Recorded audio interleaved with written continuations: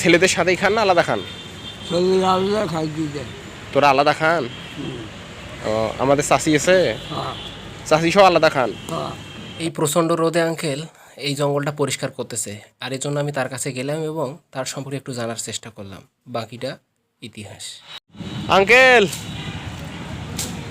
ও uncle, আসসালামু আলাইকুম। একটু আসেন আসেন, একটু আসেন।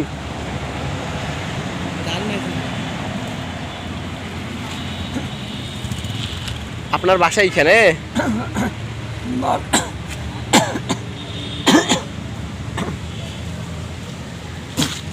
গাছের জন্য তা কি করে শেষলাম পুরো। এই যে এগুলো কাটতেছেন, কেউ বলছেন আপনি নিজে নিজে কাটতেছেন? বলছে আপনার টাকা দিবে। তো দেখতেছি আপনি এগুলো কাটতেছেন, তো ওই জন্য আর কি আপনার সাথে মানে একটু কথা বললাম। আপনার মানে ছেলে মেয়ে কয়জন? ছেলে দুজন। দুইজন। আমি একজন। ছেলেদের সাথেই খান না আলাদা খান? ছেলেরা আলাদা খাই দিতে। তোরা আলাদা খান? ও, আমাদের চাষি আছে, হ্যাঁ চাষি সব আলাদা খান। হ্যাঁ। তার মানে ওই যে আপনি যে এই যে কাজ বাজ করেন এইভাবে আপনার সংসার চলে? চলে না চল বুদ্ধি। তাই ছেলেরা চাইলে দেখতেও পারতো, যাই হোক ছেলেরা যেহেতু দেখে না সেক্ষেত্রে ছেলেদের ওটা বোঝার ভুল আছে, অনেক সমস্যা নাই। তো আপনি তো ভালো আছেন নাকি?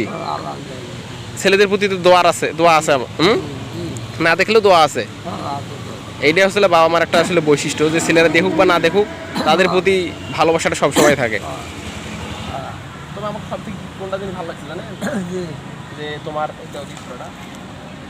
এই বয়সে তোরা এই যে কাজ বাজ করছে, ছেলেদের যদিও বা তোমার দেখে না কিন্তু তারপরে দেখা যাচ্ছে তাদের প্রতি যে তোমার ভালোবাসা যে দোয়াটা আছে এটাই কিন্তু অনেক বিশাল।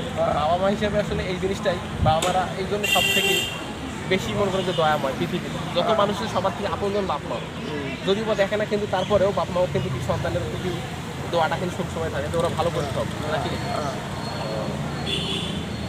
তো স্যার ঠিক আছে, ভালো থাকবেন। হ্যাঁ, আর এই যে মাছটা পড়েন না, মাছটা পড়েন।